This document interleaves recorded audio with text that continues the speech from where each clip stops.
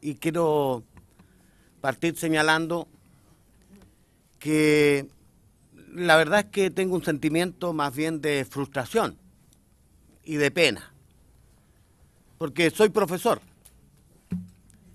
y porque he dedicado casi 30 años de mi vida al tema de la educación, pero no le pretendo dar lecciones a nadie acerca de esa materia. Como sí creo que hay muchos que se sienten poseedores de la verdad y dictan cátedras y creo, y me recuerdan, a los sofistas de la Grecia clásica. Aquellos que se entrenaban en el arte de dar vuelta a los argumentos y terminaban convenciendo al adversario. Y esa era una técnica que se enseñaba y se aprendía. Porque aquí me dicen, y se han acercado con alguna solicitud efectivamente y me emplazaron acá, usted lo sabe, presidente, que queremos llegar a acuerdos. Pero la pregunta es, ¿cuáles acuerdos? ¿En qué condiciones de esos acuerdos? ¿Están dispuestos a ceder? Porque llegar a acuerdo implica ponerse en una posición de escuchar al otro y estar dispuesto a modificar mis propios razones y argumentos y propósitos. Y si no, no hay posibilidad, es imposición. Y la imposición evidentemente se aleja absolutamente de la idea de que en una materia tan trascendente como en la educación mostremos esta incapacidad de ponernos de acuerdo. Y miren, no lo vamos a lograr fácilmente. Un gran pacto, como le dicen en España, o un gran acuerdo en otras realidades ha sido posible. Y en aquellos que han logrado eso, de toda su clase política, aunque no me gusta el concepto de clase política, han tenido éxito y nos llevan una tremenda delantera. Partieron, se lo advierto, hace 40, 50 años atrás. Por eso la urgencia de hacer algo realmente efectivo para cambiar esto que nosotros tenemos. Y como podría argumentar con elementos de carácter jurídico o educacionales desde el punto de vista conceptual, yo voy a preferir hacer algo distinto. Voy a hablar desde mi experiencia. Soy hijo de un maestro mueblista. Fui a una escuela de barrio, la escuela número 4 de Angol, y fui posteriormente al liceo público de Angol, provincia de Malleco, parte de la región de la Araucanía, una de las regiones más pobres del país.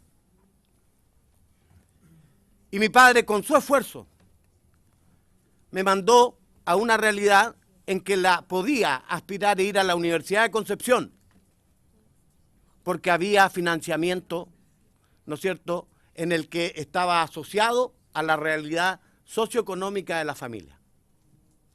Aranceles diferenciados se llamaba. Y pude estudiar solo porque pude pagar solo el 20% de lo que costaba el arancel. En caso contrario, a pesar de haber sido un buen alumno en todo ese tiempo, no habría podido ingresar a la universidad.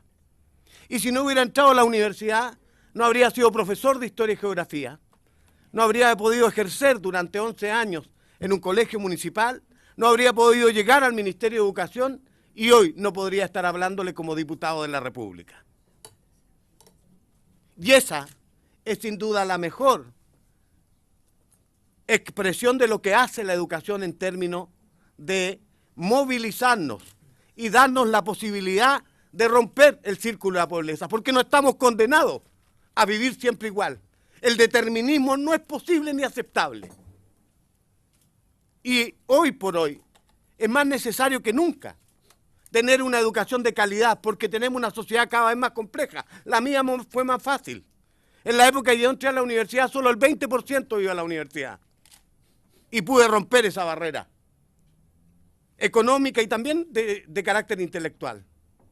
Pero el liceo que tuve y esa escuelita básica, la número 4, que le conocían como la escuela chancha, era de suficiente calidad como para permitirme ir a ese liceo en donde íbamos todos. Y de allí salieron arquitectos, y de allí salieron abogados, Y de ahí salieron médicos. Y fue el hijo del empresario y también el hijo de un modesto obrero. A esa es la educación a la que aspiramos. Una educación que los incluya a todos, que les dé oportunidades a todos. Y hoy día no la tenemos. Y además soy testigo en mi propio desarrollo profesional. Entré al Ministerio de Educación el año 80. Al Ministerio de Educación. Es cierto, era burocrático. Se demoraron 3 meses en pagarme el sueldo. Mi primer sueldo. Que me alcanzaba apenas para pagar la pensión y algo más para comprarme las camisas, para ir dignamente al colegio. Pero ¿saben? Lo hacía con vocación, con dedicación. Sabía que estaba haciendo algo importante y era un salto enorme en mi vida, no solo personal, sino que familiar. Y el año 81, un gobierno con 0 legitimidad democrática me cambió la vida. Resolvió sin ninguna discusión democrática, como sí podemos hacerlo a otras, hoy cambiarnos. Y nos impuso el sistema de municipalización. Y yo, de ser funcionario público, adscrito a una carrera pública, quedé convertido en un obrero municipal, en una tierra de nadie. No era ni público, ni era código del trabajo. Y sufrí las mayores arbitrariedades de que es posible, porque así era. Llegaba un amigo del alcalde y podía obtener 60% más de sueldo que yo haciendo lo mismo. Y lo puedo demostrar porque tengo los estudios. ¿Ya? Y en consecuencia, yo he sufrido aquello. Y me tocó vivir la realidad angustiante, porque aquellos que hoy día defienden, por eso los catalogos de sofistas, ¿por qué ahora defienden a los profesores si ayer cuando yo en el colegio de profesores como dirigente comunal, provincial, regional, pedíamos que mejoraran esto, no lo hicieron? ¿El estatuto docente no son acaso un documento y un momento histórico que peleamos nosotros para cubrirnos de la arbitrariedad y el abuso? Y ustedes sistemáticamente disparando contra el estatuto, disparando contra esa conquista de los profesores. ¿Sí? Por eso es que yo creo que hay que recurrir a esta experiencia de carácter personal para explicar lo que queremos. Vale la pena, esta es la convicción. Este era el sueño profundo que tenía para llegar a ser diputado. No es fácil llegar, no para un cabro pobre como yo.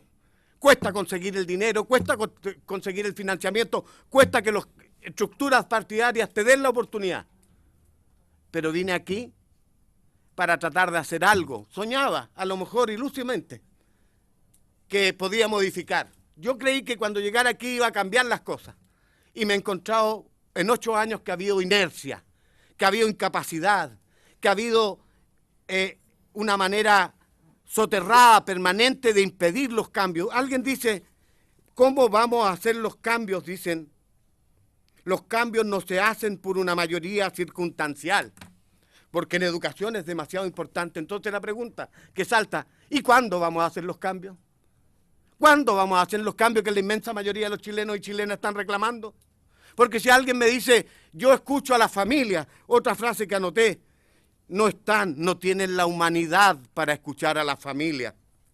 Pues parece que estamos escuchando a distintas familias simplemente. Yo estoy escuchando a las familias pobres de mi 9ª región. Estoy escuchando a las familias que viven en medio de la cordillera de los Andes o de la Nahuelbuta, sumidos en la pobreza más absoluta e indignante. Esos niños son los que necesitan que le cambiemos la educación.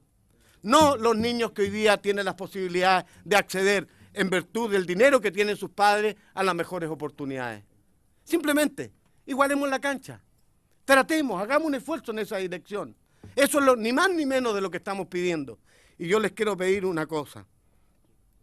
Me dicen, y por eso vuelvo a insistir con lo de los sofismos. Alguien dice, mire, hemos presentado muchas alternativas. Y voy a tomar una sola de las que anoté.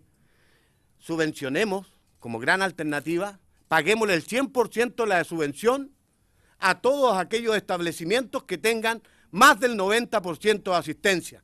Sofistas. ¿Quiénes van menos quiénes tienen peor asistencia? Los niños pobres, porque se enferman más. Los niños rurales, porque no pueden ir cuando llueve. Los niños pobres porque cuando llueve tienen que quedarse en su casa, porque no tienen un par de zapatos con qué cambiarse, o no tienen la segunda muda. Son los niños pobres. Entonces, con esta proposición, estimados colegas, no puedo estar de acuerdo, porque usted lo que está haciendo en el fondo es darle más a los que más tienen. ¿Qué pasa si yo lo sorprendo creativamente y le digo que debiera ser? ¿Y por qué no le damos solamente más recursos, como ha dicho? Voy a citar al doctor Lavado, ayer, que mencionó el diputado Katz. El doctor Lavado también dijo, el problema de la educación son los niños que tienen los principales problemas socioeconómicos. Ahí está el foco, dijo. Ese es el diagnóstico adecuado. Y a continuación añadió, y ellos son los que están en los colegios municipales. Yo le pregunté, ¿estaría dispuesto usted, doctor, entonces que le pongamos más recursos a los colegios que están en municipales, porque allí están los niños más carenciados del país? Sí, me dijo, así debería hacerse. Pero ayer nomás, ustedes hacían una declaración donde decían, principio insalvable para llegar a un acuerdo.